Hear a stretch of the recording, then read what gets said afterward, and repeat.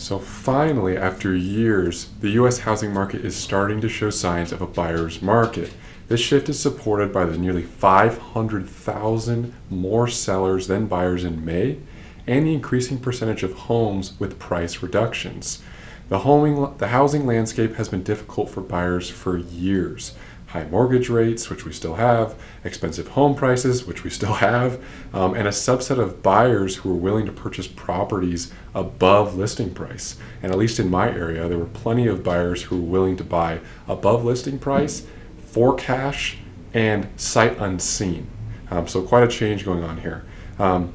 If the housing market continues in this direction, it may become feasible for buyers to start looking at properties again. Buyers should avoid overpaying because it's very easy to do even today. That likely means continuing to be patient. Ideally, this environment will allow buyers to lowball properties and capitalize on seller concessions. So that's the summary. Let's start diving into things and dive into the complexity a little bit, right? So first thing I do want to mention, right, is renting versus owning, right? There's still the option to rent. For many people, renting may still be the better option. This is especially true when looking at the new tenant rent index.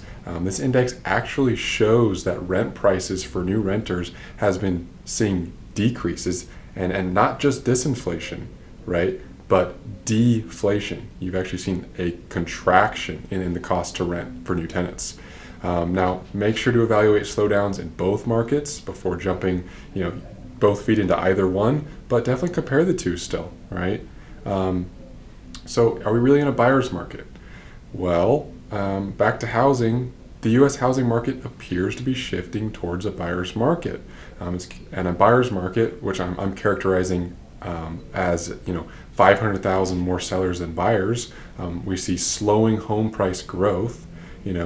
As of June, it was a 1% year-over-year price increase, and then increasing percentage of homes with price cuts. And that's a good thing. Right now we're seeing, as of June again of 2025, 21.4% of the listings are seeing price cuts.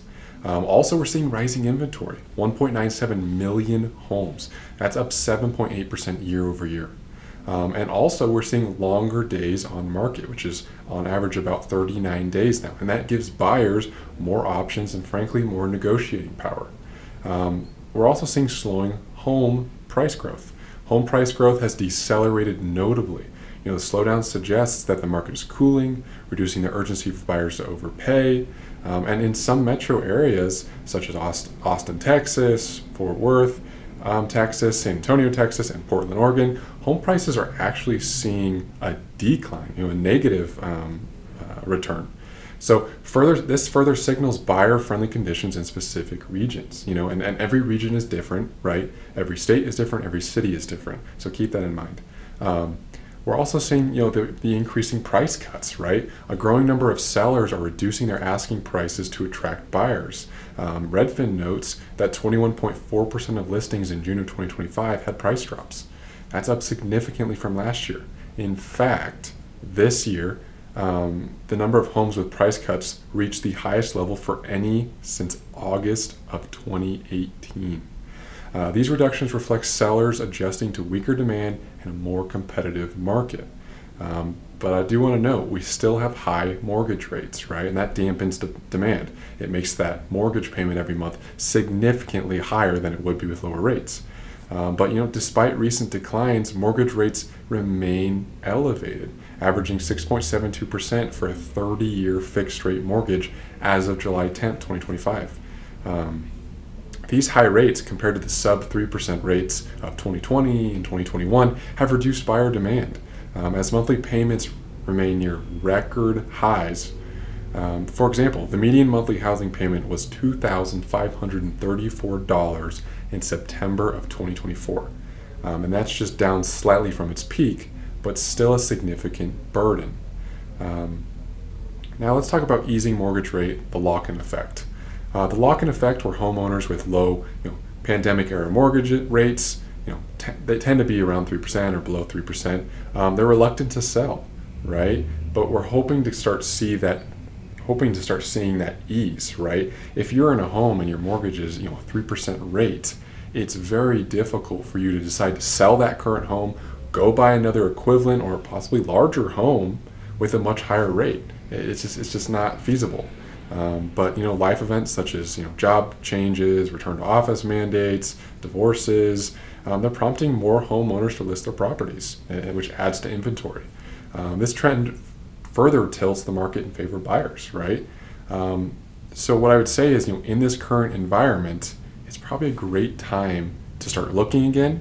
And also, if you like a property, start lowballing, right?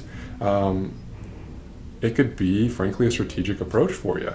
And so you've got increased negotiating power. You got more sellers than buyers. The homes are sitting on market for longer, right? It's not this market, the home goes for sale and the next day it's sold most of the time. But that's going to give you more leverage. Only 28% of homes sold above asking price in spring of 2025, down from 32% a year earlier, and 53% in 2022. And that indicates a decline in competitive bidding wars, which is a good thing. Many sellers are increasingly offering concessions. This would include things like closing cost assistance or inspection-related repairs or mortgage rate buydowns to close deals. So this environment definitely supports low-ball offers, especially for properties that have been listed for extended periods. Even I have seen a few properties where they've been on there for 50, 60 days. So keep that in mind.